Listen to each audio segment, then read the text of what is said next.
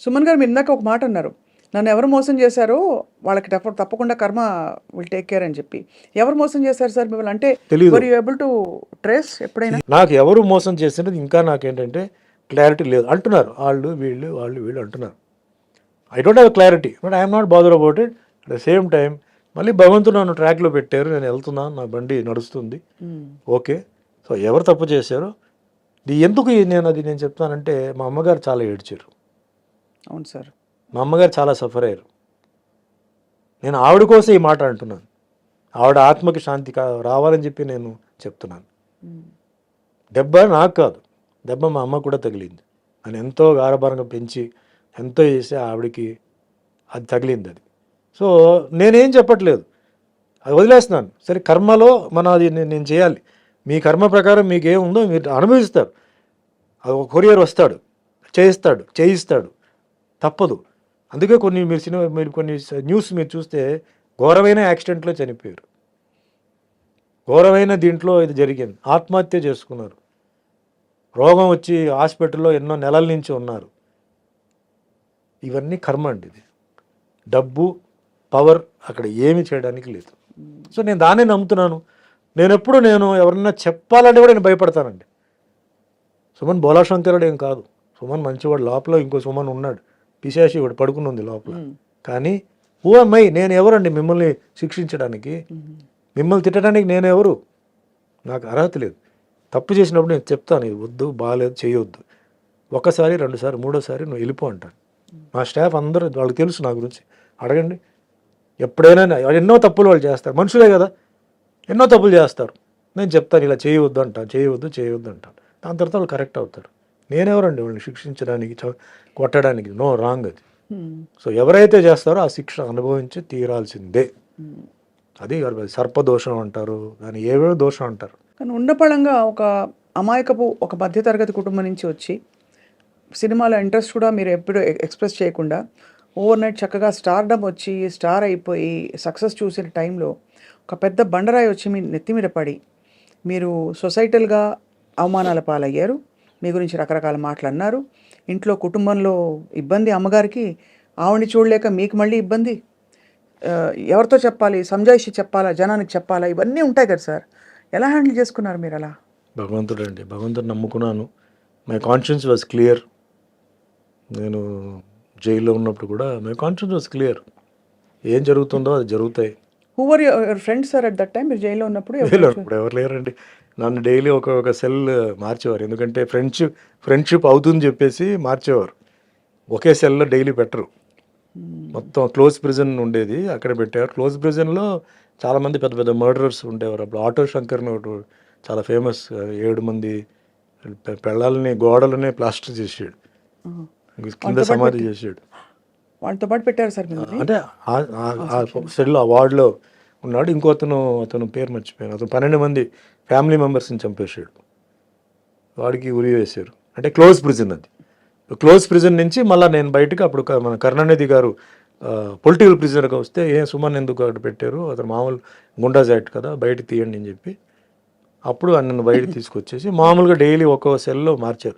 అంటే ఒక్కో సెల్లో 3 ఉంటారు, 5 మంది ఉంటారు, 7 మంది ఉంటారండి ఒక్కో సెల్ని బట్టి. సో ఉంటే ఫ్రెండ్లీ అయిపోతాను, నేను ఏదైనా చేస్తానో లేకపోతే వాళ్ళు ఏదైనా నాకు చేస్తారేమో అని చెప్పి వాళ్ళు ఒక్కో నైటే నన్ను బాగా చూసుకున్నారు సార్. కనీసం బ్రహ్మాండంగా చూసుకున్నారండి. ప్రాపర్ ఫుడ్, ఫెంటాస్టిక్ ఫుడ్ అండి. నాకు అసలు ఇది లేదు. అసలు మిగతా ఖైదీలు కూడా నన్ను బ్రహ్మాండంగా చూసుకున్నారు. నన్ను ఎక్కడ ఒక్క సెకండ్ కూడా నా మైండ్ ఎక్కడన్నా ఇదవ్వకుండా బ్రహ్మాండంగా చూసుకున్నారు అనమాట. సో వాళ్ళ కథలు అన్నీ వినేటప్పుడు అంతా చాలా ఇంట్రెస్టింగ్గా అయినాయి. జైల్లో చేసిన ప్రతి ఒక్కరూ అంటే తప్పు చేసిన వాళ్ళు కాదండి. చాలామంది అనవసరంగా లోపలికి వచ్చిన వాళ్ళు ఉన్నారు, కొన్ని పరిస్థితి వల్ల తప్పు చేసిన వాళ్ళు ఉన్నారు, కొన్ని మర్డరర్స్ ఉన్నారు. మర్డరర్స్తో కూడా నక్సలైట్స్ కూడా ఉన్నారు. నా వార్డుకి పక్కనే వెల్లూరు నుంచి 3 నక్సలైట్స్ ఉండేవారు. వాళ్ళు అంటే వాళ్ళది ఎట్లా ఉంటుందంటే డైరెక్ట్ యాక్సెస్ ఉండదు, బట్ వాళ్ళ నుంచి మాట్లాడుతుంటే మన యువతల సైడ్ వాళ్ళ నుంచి మనం మాట్లాడవచ్చు.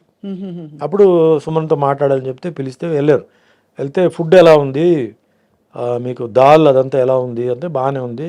అంటే బాగానే ఉందంటే ఎట్లా అంటే లేదు బాగానే ఉంది. అలా కాదు, దాల్ తిప్పేసి చేతులతో ఫింగర్తో తిప్పేసి కొంచెం దాల్ ఇలా అంటే ఫింగర్లో తీసి వాల్లో ఇలా వేయి, అది జారుతుందా అలా అంటుకుంటుందా చెప్పు నాకు అన్నాడు. అంటే నెక్స్ట్ డే వస్తే అలా చేశాను అలా నుంచుందండి జారలేదంటే ఇలాగే ఉండాలి దాల్ జారకూడదు, జారిందంటే నీళ్ళు కలిపినట్టు దాంట్లో అని అట్లా అని వాళ్ళతో కూడా కొన్ని విషయాలు. ఎంత ఇంట్రెస్టింగ్ సార్ అది. అంత అంత ఇది ఉండదు. అంటే మీకు ఖైదీలకి ఇల్ ట్రీట్మెంట్ జరగకూడదండి. వాళ్ళకి ఇంత ప్రోటీన్ కార్బోహైడ్రేట్ ఇదంతా ఉంది, లెక్క ఉంది, అది కరెక్ట్గా ఉండాలి. ఫుడ్లో కనుక తేడా వస్తే you can complaint. Basic human rights violation. Yes, you cannot be ill treated inside. అలాగే లోపలనే హాస్పిటల్ కూడా ఉంది, జైల్ హాస్పిటల్ కూడా ఉంది. బాగాలేకపోతే they have to take you to the hospital and get you treated. So you were there for almost 6 months అండి. 6 months. The day you came out, sir, I went on condition bail. October 2nd. October 1st I was released. Conditional bail కి వెళ్ళి Madurai, I was in Madurai. మధురైలో ఒక 4 months 5 months ఉన్నాను. దాని తర్వాత I was brought to Chengalpet, border of Tamil Nadu city. అక్కడి నుంచి shooting మొదలైంది. డైలీ అప్ అండ్ డౌన్ చేయడం, అంటే సిటీ లోపల ఎంటర్ అవ్వకూడదు. సో బార్డర్లో ఏఎం స్టూడియో ఉండేది. సో ఏఎం స్టూడియోకి వచ్చి షూటింగ్ చేసుకుని మళ్ళీ వెళ్ళిపోవడం, అట్లా జరిగింది. దాని తర్వాత రిలాక్స్ అయిపోయి మొత్తం entire case was totally squash. We remember sir అంతా అది. కానీ ఆ 6 నెలలు మీ లైఫ్ లో మీరు కోల్పోయారు, బాధపడ్డారని ఒక ఇది తప్ప. 6 నెలల చాలా బీభత్స అయిన ఒక టైం అది. దాని తర్వాత 3 years కండిషన్ బెయిల్ పార్ట్గా రిలీజ్ అవ్వడం అట్లా. అమ్మగారు అప్పుడు when you came out, she was there. she was very she happy only కదా, received at me very least happy. relieved, more than happy. ఇంటికి వెళ్ళి చేశారు. జైలు నుంచి నేను బయటకు వచ్చినప్పుడు సుమలత వాళ్ళ ఫ్యామిలీ, వాళ్ళ మదర్ సిస్టర్ వచ్చి నన్ను జైలు దగ్గర రిసీవ్ చేశారు. మా ఇంటికి వచ్చాను, ఇంట్లో సుమలత గారు ఆవిడ మదర్ వచ్చి నన్ను కలిసి వెళ్ళారు. Next day morning Mohan Babu గారు వచ్చారు, ఒక దండ. అందుకే నాకు మోహన్ బాబు గారు అంటే అందరూ ఆయన కోపిస్టు, అది అని చెప్పి ఏం చెప్పినా అంటే ఆయన character okay, golden heart. But ఆ ఒక్క విషయానికి నేను పాదాభివందనాలు చేస్తున్నాను. గేట్ దగ్గర వచ్చి నుంచున్నాడు.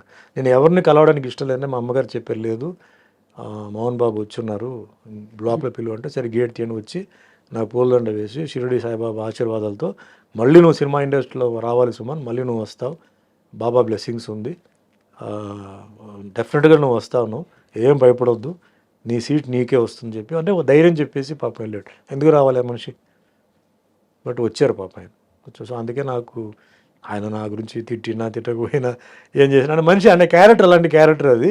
కొంచెం ఓపెన్గా మాట్లాడతాడు, రఫ్ అండ్ టఫ్గా మాట్లాడతాడు. ఆ ఒక్క విషయానికి నేను ఐ అప్రిషియేట్, నాకు ఐ నెవర్ ఫర్గెట్ దట్. అట్లా కొందరు సినిమా ఇండస్ట్రీలో చెప్పారు, ఓపెన్గా వచ్చిన వాళ్ళు ఫోన్ చేయడం అవన్నీ చాలామంది చేశారు. ఓపెన్గా వచ్చిందంటే మేల్లో మోహన్ బాబు గారు అండ్ ఫీమేల్స్లో సుమలత. అది మరుసటి రోజు వెంటనే మధురైకి వెళ్ళిపోయాను నేను.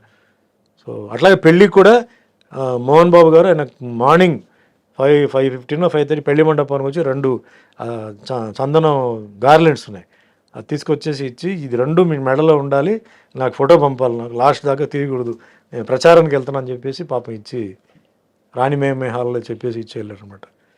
సో ఆ మనిషిలో 2 ఇప్పుడు నేను ఎవరో అంటే పెద్ద ఇదేం కాదు, బట్ ఒక ఫ్రెండ్లీగా వచ్చారు కదా, అఫెక్షన్తో వచ్చారు. That's great. అందుకే ఆయన గురించి ఎవరైనా ఏం చెప్పినా కూడా పూర్తిగా వింటాను, ఎందుకంటే ఆయన షార్ట్ టెంపర్డ్, బట్ ఆయన ఆర్గ్యుమెంట్కి ఒక పాయింట్ ఉంటుంది. అనవసరంగా ఆయన చేయడు, ఆయన అనవసరంగా గెలకూడదు, గెలికారంటే అయిపోతారు వాళ్ళు. సో మా అబ్జర్వ్ చేస్తాం. అందుకే నాకు ఆయన అంటే సెపరేట్ రెస్పెక్ట్. కష్టాల్లో ఉన్నప్పుడు ఎవరైతే మనం గుర్తించారో, ఎవరైతే చేశారో వాళ్ళని మనం లైఫ్ లాంగ్ మర్చిపోకూడదు, ఇప్పటికీ గుర్తుంచుకోవాలి కదా సార్. అదే ఎంత పడ్డారు సార్ ఒక జీవితంలో, ఎన్ని ట్విస్ట్లు టర్న్స్ అన్ని. ట్విస్ట్ టర్న్ భయంకరమైన. సో మీరు అరేంజ్ మ్యారేజ్ కదా సార్? అరేంజ్ నరసరాజు గారి నైబర్స్ అండి చెన్నైలో. సో నేను బెయిల్ టైం అయిపోయింది, ఇంకా కొంచెం నడుస్తుంది. అప్పుడు నరసరాజు గారు డాటర్ కవిత గారు వచ్చి, సినిమా చేస్తున్నాను, నాకు డేట్స్ కావాలి, చేయాలి నాకు అంటే కొంచెం ఆవిడకి రిలీజ్ అవుతుందనే విషయం కొంచెం తెలిసింది ఆవిడకి ఏదో సమ్ సర్కిల్ ద్వారా.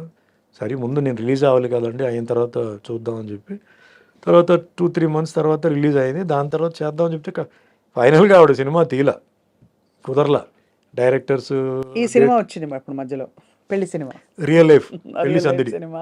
ఇది వచ్చింది. సో అట్లా లైఫ్ అట్లా జాయిన్ అయిపోయి, సో నరసరాజు గారు ఒక గొప్ప రైటర్. సో ఆయన ఆశీర్వాదాలు, ఆయన కొన్ని ఒపీనియన్స్, అడ్వైస్, అది కూడా నాకు తర్వాత హెల్ప్ అయింది.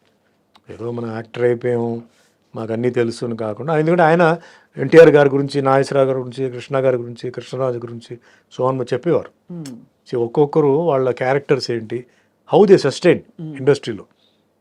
అండ్ మోస్ట్ అసలు రఫ్ అండ్ టఫ్ డిసిప్లిన్ అంటే రామారావు గారు, యాక్టర్, ప్రొడ్యూసర్, డైరెక్టర్, మళ్ళీ ఒక ఇమేజ్, ఇది variety of characters, dialogue delivery, punch కించ్ అన్నీ నాకు ఇన్ఫర్మేషన్ అంతా జెన్యున్ ఇన్ఫర్మేషన్ వచ్చింది ఆయన ద్వారానే.